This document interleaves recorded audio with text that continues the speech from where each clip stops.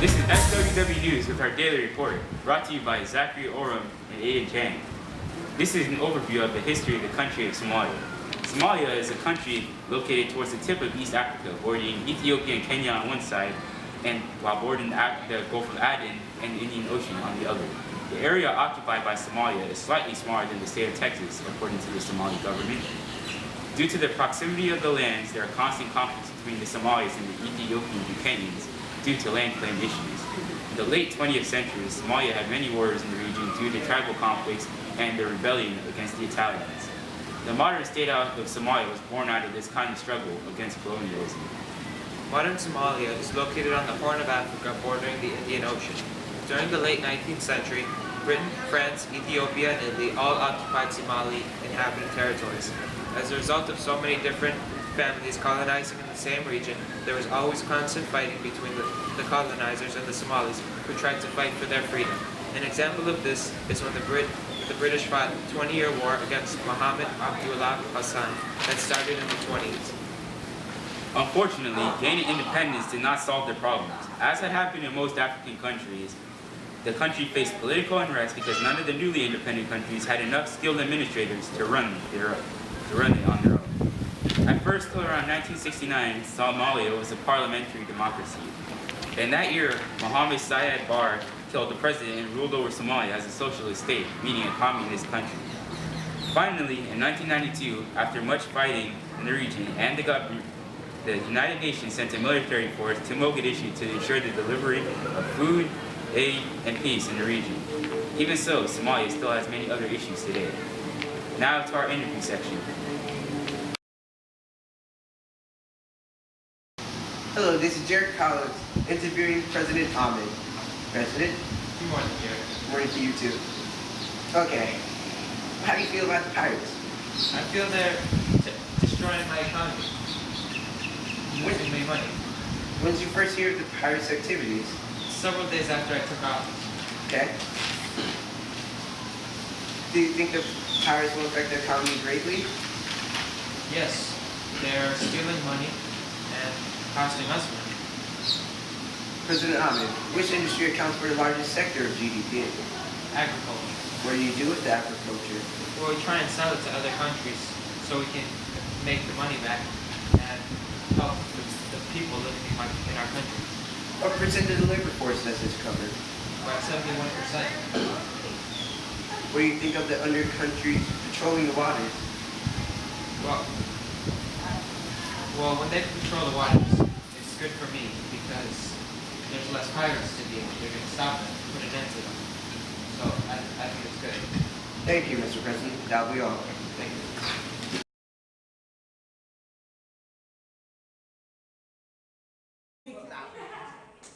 Hello, Mr. Fisher. That's cute. Hello. Would you like to answer a few questions? Sure, what do you want to know? How do you feel in the water? Well, I feel relatively unsafe with the pirates and others around. There's nowhere to go, there's nowhere to fish. And what did the pirates do to you? Well, I haven't been boarded, so I wouldn't know. But I'm guessing that they'll board your ship, hold the crew hostage, and possibly threaten or kill them. What about the other countries patrolling the waters? What do you mean the other countries patrolling the waters? I'm talking about the EU and the UN. Oh, well, I feel unsafe with them too. I feel like their presence there will cause some disruption. That'll be all, Mr. Fisher. Thank you. Thank you. This is SWW featured with our panel discussion.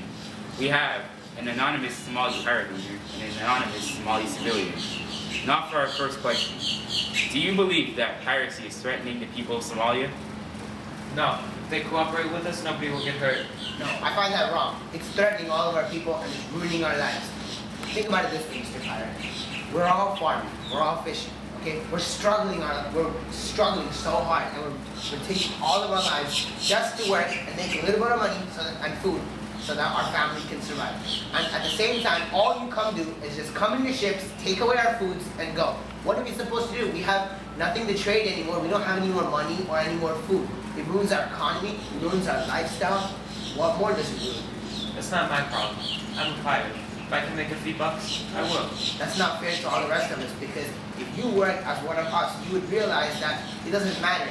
But in the end, if you work as one of us, it might be more fair to all of us, so that we can all gain a few bucks instead of just you alone. Okay, that was good enough answer. So, now for our second question. Do you think that the UN and EU should be involved and that they should send troops to help? I think they should send troops, because I feel that if they come, maybe they might be able to help us with our situation, because maybe these pirates aren't going to stop just because we tell them to. Maybe we might need their extra support to come and fight us. Even after what happened to them when they came in 1993 and what you and your people did, not saying you, but your people, you think that they'll be willing to come back? Well, I think that if we are able to make some common, if we're able to prove some type of common relationship between them, maybe we might actually be able to bring them back, and it might be good for all of us. What do you think? Well, I think this is none of their business. They should stay out of our waters. Do you think that President Ahmed will do anything to help he and in the military? I think he should. He hasn't done anything so far, but I think I can still have faith in my president if he actually comes out and starts helping us. But if he doesn't help us, I'll tell you, it's not only me, but all of this country will have no faith in our president. He's not even help us. Do you think you could do anything yourselves to stop the pirates? Well, until he comes, the only thing we can really do is we need to be able to take up arms. As soon as we're able to take up arms, maybe we can actually threaten the pirates into no longer coming and attacking us. So you two believe that violence is the answer? Yeah, I believe violence is the answer. It's the only way that these pirates are ever going to get out of our, they're going to get out of our lives. If we don't threaten them, they're not going to have any fear of us. It's going to ruin us more. And of course, you know you're a pirate, you're going to believe that violence is the answer. Now for our final question. Do you believe that Somalia's waters will ever be safe again? No, not while me and my pirate friends are around. I believe that if we all work together and we ask the help of the UN and our own military and our president, if we all work together, then maybe we might eventually be able to remove this business out of our country. All right, thank you. That was our panel discussion. Thank you two for coming.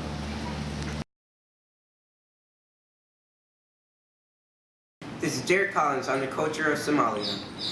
Okay, Somalia's way of life is revolved around their Islamic religion and them being very traditional people. Somalia culture is a blend of the nomad Somalis and the city Somali. Modern day Somalia has particular clans and subclans that are very important to the people's way of life. The clans are involved in politics, marriages, social rituals, and even economic life. The Somali societies rely on trade, kinship, and the help of the clan structure. And because of that, there is sometimes favoritism. So the class of the powerful, strong Somali clans keep getting more powerful, while the weaker clans keep getting weaker. And they're already weak enough to begin with, so they're having problems. Urban Somalis usually live in coastal towns and trade globally, while nomads' lives revolved around the movements of their camels. That'll be all for the culture today. Goodbye. And now to wrap up today's report, we went over the history of Somalia and its early struggles. And the culture of Somalia.